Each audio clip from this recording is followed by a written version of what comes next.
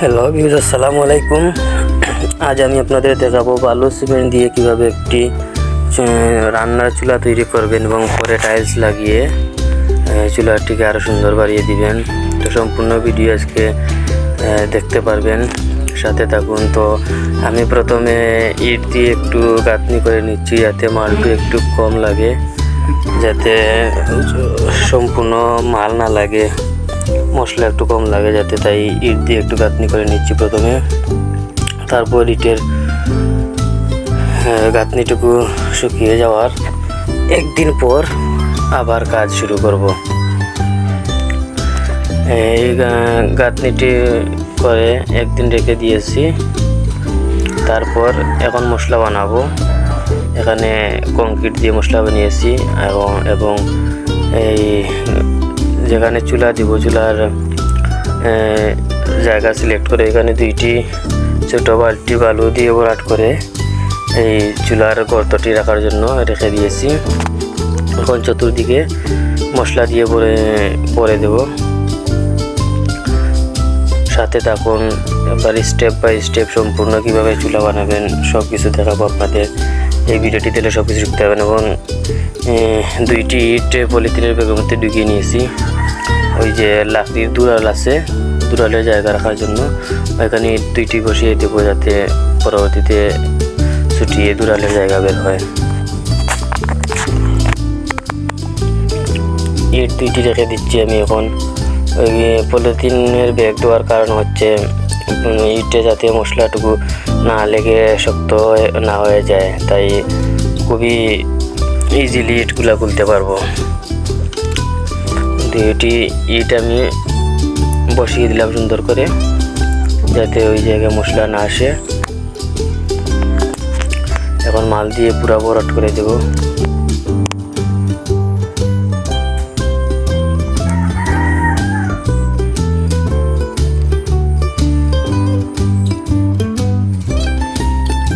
বালতিগুলা যাতে উপরে না ওঠে তাই আরও দুইটি ইট দিয়ে রাখলাম বালতির উপরে, কারণ মালের প্রেশার পড়লে বালতিগুলো উপরে উঠে যায়। আমার এখানে মাল দেওয়া পুরোই কমপ্লিট।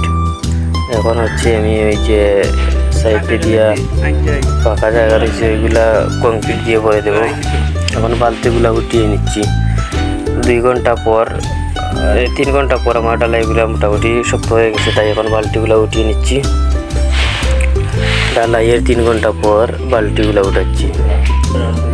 যারা একদিনে চুলা কমপ্লিট করতে চান তারা এইভাবে করতে হবে।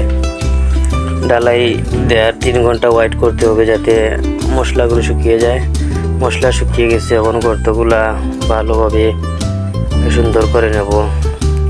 নিচে বালতি একটু নিচা ছিল, তাই নিচে 2টি আদলা ব্যবহার করেছি যাতে গর্তটা একটু বেশি হয়।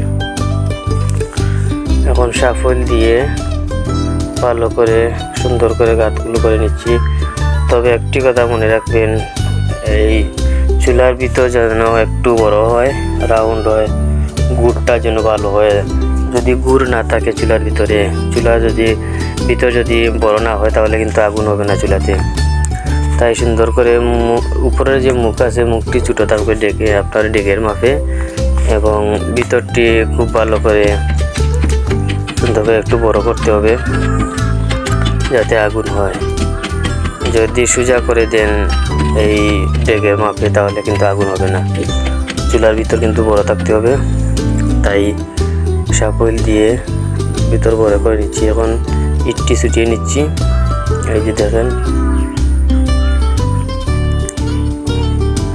এই যে ইট ছুটানোর পর পলিথিনের ব্যাগ দেওয়ার জন্য ভালোই ছুটেছে। এই লাকড়ি ঢুকানোর দুরাল হয়ে গেছে, এইটাও ছুটিয়ে নিচ্ছি।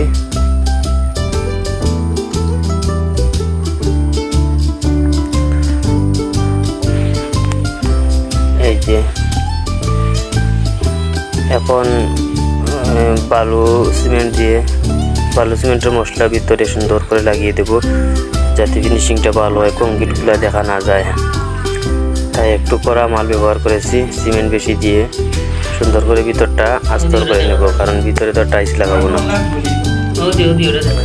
ভিতরটা আস্তর করে নিচ্ছি।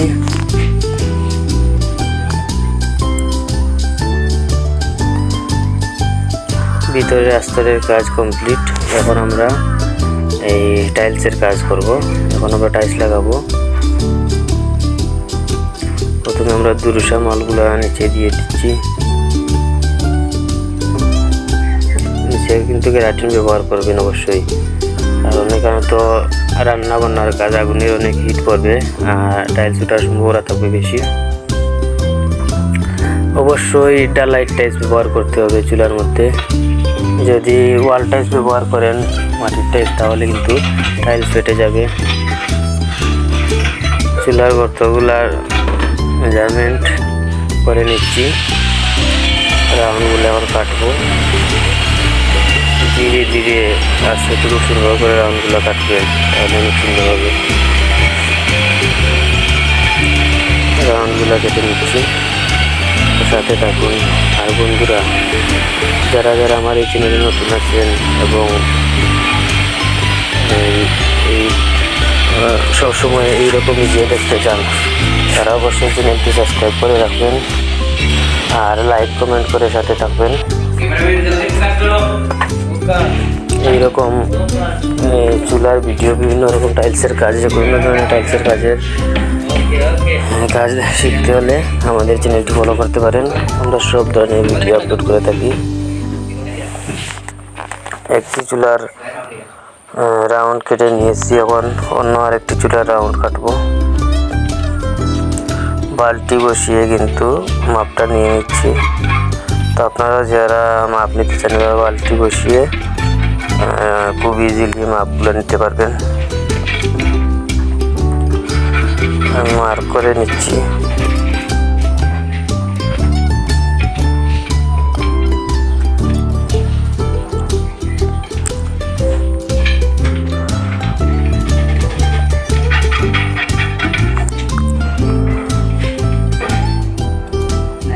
আপনার কাজ যত ফিনিশিং হবে তত সুন্দর হবে। এই আরেকটি রাউন্ড কেটে নিয়েছি। এখন আমি দুরালের যাতে ধোঁয়া বের হয়, তাই এই দুরালগুলো কাটবো। এগুলো হচ্ছে ধোঁয়া বের হওয়ার দুরাল। এইগুলো মার্জিন করে নিচ্ছি এবং কেটেও নিচ্ছি।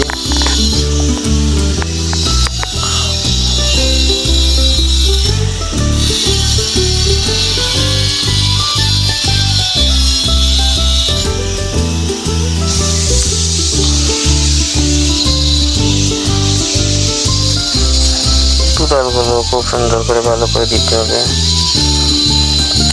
দুরাল আবার বেশি দুরাল আবার বেশি বড় দেওয়া যাবে না। যদি বেশি বড় দেন তাহলে কিন্তু আপনার ডেক বা পাতিল ওইগুলো কিন্তু খুব বেশি ধোঁয়ায় ভরে যাবে। আপনার পাতিলের সাইড একটু ছোটো রাখবেন আর ওইদিকে একটু বড় রাখবেন, যাতে ধোঁয়াগুলো বেরিয়ে যায় এবং পাতিলের মধ্যে কম লাগে। এখন লাকড়ি দুরালো কেটে নিচ্ছি।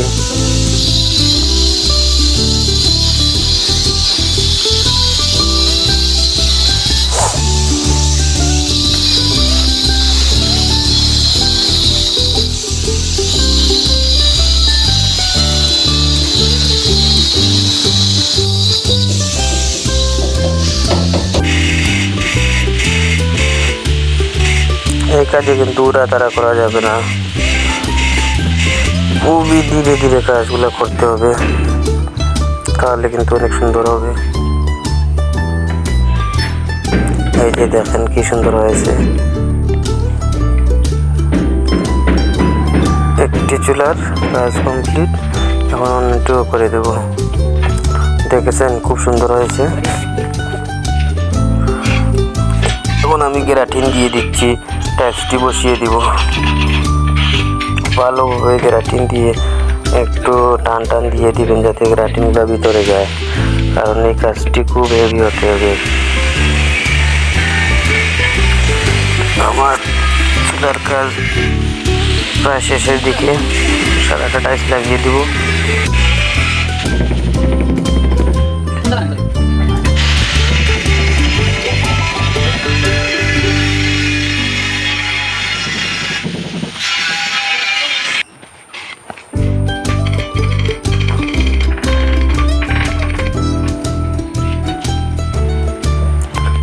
নিচের কাজ প্রায় কমপ্লিটই।